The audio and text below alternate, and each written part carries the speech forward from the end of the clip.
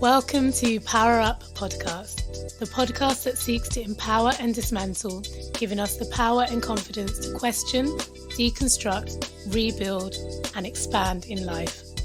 I'm your host, AmaRouge, voiceover and multidisciplinary artist, well-being advocate, food and book geek with over 14 years of movement-centered experience. I am your host, Mesma, artist, choreographer, yogi and coach with a passion for alchemy, creativity, transformation and workplace wellness. We recognise that we can't dismantle and empower or be empowered without first learning ourselves, diving deeper to unlearn the harmful, restrictive and unprogressive. It's an ongoing practice and journey for us all, which is why we created this podcast. Our show features guests doing the work to enlighten, deconstruct and power up in their own magical ways. We're going to be having conversations around the power of healing, transformation, well-being and creativity, and how they feed our personal and collective evolution, how they help us power up. So we are springboarding off this awesome quote that I found by a human called Slyvester Mcnutt. And it got us thinking about our capacity to receive and accept. It got us thinking about how much solo time versus time with others we need, and also asking ourselves how often we speak up and out and how much we truly, truly listen. The quote is as follows. You must know how much time you need alone and how much you need with others. You must know what inspires you and what drains you. You must know how to recharge, how to accept love, and how to give too. Know when to speak and when to listen. It's all about finding the balance. So this theme currently that we are looking into, talking about, exploring is based all around navigating balance. And today we want to talk about what it looks like to receive and accept, and why we may struggle with receiving and accepting as humans, and all the things that feed into that, and why it's important to learn to receive and accept. Right? Juicy, so juicy, juicy, juicy. Deliciousness. I have a coaching client, a lovely coaching client who she is a mother and she's very mothering, and she always goes, Ella, you need to go and have a rest now. You've given a lot. You need to go and just be kind to yourself. And often when she says that to me, I'm like, but I'm fine. But it does link back to what we were talking about last week about how do we recharge? And actually I recharge best on my own, which I also think is really interesting of why is that we might recharge best on our own? Why can't I be fully, off? Like we talk often about when we're on and when we're off, and why can't I fully be off with other people? So I think that's an interesting thing to dive into. I have a natural tendency to be of service to others. Yes. Yeah, it's hard to find that ability to really give to myself if I'm being in service. Yes. And so I think that connects to last week's topic about introvert and extrovert. I recharge best when I'm really able to listen to what it is that I need to do and be of service to myself. Yeah, because I guess it then means that you're not in a space where you're giving to others, or where your being feels that it has to be ready to give to others. That kind of button is switched off because there is no one else in the space apart from you. Yeah. So, yeah, that really resonates with me, because I think I am a natural giver. I think it's something that is definitely innate in my personality. I do think in my nature, the way I was made, and created, there is a part of me that is naturally a giver and a carer. Very caring. I'm very giving. I express my love through the giving of my energy, and Mm. time for people. And um and I think it's harder for me to then divert that giving to myself. And it's something I do, and I'm definitely learning more and more how to do that, and learning more and more how important that is to nourish and feed myself in that way, um, and to value myself as much as I, put value in others, in that sense of being giving them my time and energy and love. Um, but it's something that I've realized is not practiced in me. It's not something that I am accustomed to doing, because I've spent most of my life outwardly giving to others. One, because, as I said, I believe it's part of my nature, genuinely as Amma, but also two, because I recognize now that that's the behavior that was modeled to me growing up. So that's what I have, learned and embodied. And so it's how I interact. Um, and so now I don't think it's a negative trait, but I think as we're talking about navigating balance, it's all about finding the balance, right? Mm. Finding the balance between how much we give and how much we receive and accept, i.e., allow others to give to us. Yeah, And if we're always filling other people up and giving out, out, out, out, out, we will get to the point where we are low or empty. So we also need to be able to receive and allow others to give to us, and also allow ourselves to give to ourselves, yeah. to self-soothe, to self-give. That's also really important. And I think this connects really nicely into the idea in yoga. We talk about Ida and Pingala, the masculine and the feminine energy within us, and then Shushmuna, the central pole, that finding balance. How can we come back to understanding that it's not about being all of one thing and not of the other? Balance is about all of it. So actually, to Yes. give and to receive, it's like this. I know we love circles, Amma, so I'm coming back to the circle again. I'm talking about giving and receiving. So a really beautiful example. I don't speak German, so here's my apologies if you speak German and like you're saying it wrong. But I think it's really beautiful that in German, when you say thank you, you always say welcome. And that's just like, it's just a part of the language. And it's like this thing of, I'm going to call it squaring the circle, but it's like finishing the sequence. And they say bitter, and that is just standard. And I feel like in many languages, we don't really understand that part of like honoring that you've given. And then you receive the thanks for what you've given rather than just constantly giving and not honoring that you've done that. And I think in terms of this kind of universe energy, you get back what you give. You need to understand that you have to also welcome that into your life. You can't just be giving, giving, giving, but then saying no when the gifts are coming back. So actually, I often will give that as a task for my students, is when people say thank you, to answer you're welcome, so that it just becomes a natural part of your process, a natural part of how you navigate your day, and really honoring that.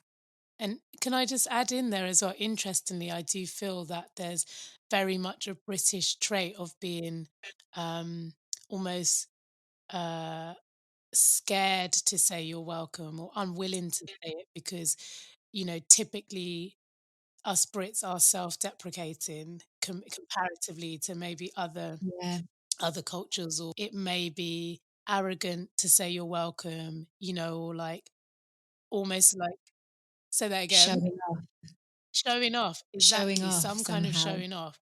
And actually, interestingly, when we talk about it, how we're talking about it now, is actually just allowing yourself to, one, recognize um and own, the fact that you have given something to that person, and there's nothing wrong with that, and also Mhm. complete the circle with that person, that exchange, that they're Mm. thanking you for what you've afforded them, and then you're recognizing that that's happened, and you're you're um you're actively um completing the circle. And honoring it, yeah, Yes. honoring that action. I do think, like, I know we're going to talk later about reasons, but this connecting to worth of giving and not actually recognizing that you're Yes. giving. It's so important that we honor that. Yes, absolutely. And then recognize that in a relationship, that's how we find the balance in a relationship, because saying you're welcome is almost like a part of that receiving, almost a part of that recognizing that what you've done has worth. Yes, Shouldn't be just taken, just taken without respect by someone else. absolutely. And I think to that end as well, saying you're welcome allows the person on the end of the receiving to also acknowledge. It reinforces that acknowledgement. Oh yes, I've actually received this from that person. And Ella, you have a heart workshop, no, based around learning to receive. I do, yes. Um, so, I mean, it can be such a big process, and I'm really interested in the feminine, like the feminine, the nurturing.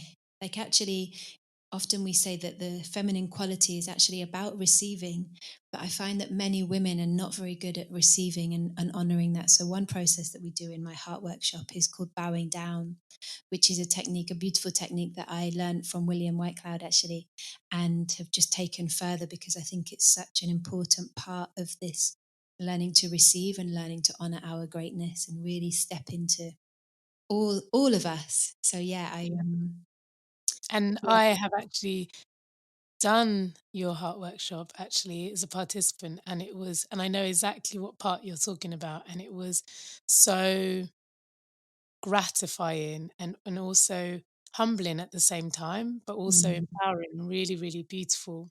thank you. Yeah, we often get the tissues out, as you know, Amma, because it's just a beautiful moment, isn't it? It's just Yeah. like A lot to is released, I think, in that yeah, exchange. yeah. I want to jump back as well to this circle, this giving and receiving circle, and just talk about tithing and how. So tithing is actually talked about a lot in the Bible. I'm not Christian, by the way, but I really recognize the genius in many of the religious texts. So I do like to read them all, actually, not just the Bible, the Quran, etc. Um, but they talk about it as kind of it's a similar principle, that we give and we receive. I suppose it also links into karma, and how we live our lives. That what we put out, we also get back, and that there's the importance of honoring and recognizing when those gifts are being returned to you, but there's also the importance of constantly checking yourself and checking that you're living your life in alignment with what you want to give and with what you want to get back. So, tithing, I've really noticed for me now that as I start to actually invest much more in myself, but also in the world, um, I'm getting back much more. And I'm really seeing that this is a part of, what you put out is returned to you. Actually, sometimes 7 times more. That's the Mm, theory, isn't it? That you get 7 times more of what you put out. So I just want to honor that in terms of the connection of this giving and receiving and giving and accepting, and the the monetary value, or the how money is a really important demonstration of this yeah. and this circle that we've been talking about. I'm doing the circle again. I think in terms of flow as well, and like you're saying, like the monetary aspect of it, money is energy. We forget that, but actually it's energy, it's Mm, currency, and it flows in, it flows out. And, if you have to allow space for that flow. And I'm doing circles again with my hand, but it's a continuous flow. And I think acknowledging that and understanding that changes exactly as you're saying how you allow money to flow out and how it flows in. And then also, what you could do with that for yourself and also like your wider community. it's a circle of life. Oh my gosh, you literally crawled into my mind It's and true, isn't it, though? sung that out. I was just about to sing that, literally seconds away. I mean, we see it in nature, don't we? We see it in all areas of nature. So the tide comes in and the tide goes out. We see it in terms of ecosystems and Yeah, how everything is playing a part in this circle of life. And I think if we relate it to humanity and to society, it doesn't necessarily mean we have to kind of play the game or fit in, but we can also honor and recognize that these circles, these cycles can really create beautiful communities actually, and really create beautiful heart spaces where we are living our truth, and we are really able to contribute and be of service, but also be of service to ourselves and recognize the part that we are playing and how important we are, that each individual is. It's part of a greater whole. Mm, I completely agree. yeah. So should we talk a little bit about, like, you mentioned earlier about the modeling and how that kind of influenced how you went out into the world, Yeah, and why we might tend towards one more than the other, or whether, do you find that you have like periods of time where you're more giving or you're more in receiving? Do you think there's like cycles of that as well? good question. I think that I think that that's a possibility, that there are cycles of being more in one than the other.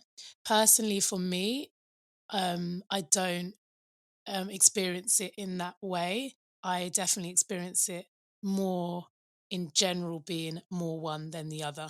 So I definitely sit more in the giving side majority of the time. I would say the balance is more to that end and less to um, receiving and accepting or giving to myself. And as I said, it's something that I'm continuously working on and understanding now that I am allowed to put my needs first and to give to myself as much as I give to others. And obviously, from a logical, brain perspective, I understand that I'm allowed, of course. But in terms of having practiced that, in terms of that being a reality in the way I move through the world, it's something that I'm unaccustomed to. So it's Mm, a case of, effectively reprogramming and learning to do that more and more and doing that more and more. And the more I do it, the more it becomes more natural and the more the balance is shifting towards a more equilibrium, a more, into a space of equilibrium more. But, mm, I feel like this is going to be a lifelong work for me, or at least a big chunk of time, because, yeah. I'm 36 and I've been pretty much doing this for for most of my, well, from childhood to, the last kind of, I would say, couple of years ago is when I started to really witness that there was this imbalance, or that this was going on. So it's, I'm here for the journey, and I'm aware that it is going to be that journey. um and I think, actually, interestingly, I think there are some other reasons why, we as humans may struggle to receive and accept. And I think, modeling, and what's been modeled for us is one of those reasons. But I also think we might not feel worthy. So it may be tied to our feelings around our worthiness and our worth. Um, it may also be tied to, and that worth can also be tied to our perception of our wholeness, um, and related to ego as well, potentially sometimes wrapped up with that. And I think it's tied to self love as well. I think that's one of the reasons why. So yeah, tied to self love and our ability Mm, to actually love ourselves and to really love ourselves. And that means affording ourselves care, attention, time, energy, all of the things we recognize we need. And then also tied to boundaries, and I think this is a really important one, thinking about what we allow into our space, what we allow ourselves to receive and accept. Um, and how much of ourselves we give. I think that is all tied to boundaries as well, and being really clear on your boundaries, or getting clear or clearer on your boundaries, will impact your ability to receive and accept. brilliant. We were talking a little bit about like why. why you're doing something as well. So why are you being of service? Is it because you truly want to? Mm-hmm. Is it because you're allowing them because you know they want it and you're allowing them that? Is it actually because you think that by doing it for them, you're going to get something in return, which we were both saying is like our biggest pet hate, is when you know that someone's doing something, but it's not really because they want to do it for you, it's because they want something. I always recognize that, there's always something I can learn in that. Probably I've done that in my life as well. So like Yeah, probably same. yeah, how Guilty. do we recognize that? And that links into the wheel of consent, which, as you know, I'm a massive fan of the wheel of consent, of this wheel. So the wheel of consent is a way of understanding this giving and receiving and how we can build boundaries into that. So you have 4 quadrants, Mm-hmm. which are taking, accepting, allowing, and serving. But I think it's really interesting in terms of what you were saying, Amma, about worth and how our conditioning might mean that we have a tendency. So they say that the take quadrant, so each quadrant has like a shadow side, this the when we're not in our power with it, when we're not taking but in that receiving way that we talked about, we're actually taking, so we haven't even got permission. And I'm not saying that you can't take without, you can definitely take in a way which is standing in your power and where you are empowered and the person who is allowing you to take is also empowered. But we have the shadow side. So the shadow side, is can be connected to words like stealing or assault, that actually it's the shadow is taking without the consent of the other person.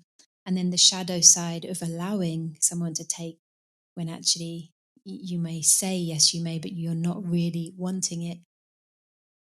There might be, in our power, it might be that we're like, I really love that person and I want to give them this gift. I'm like not feeling it in the same way, but I'm giving it to them.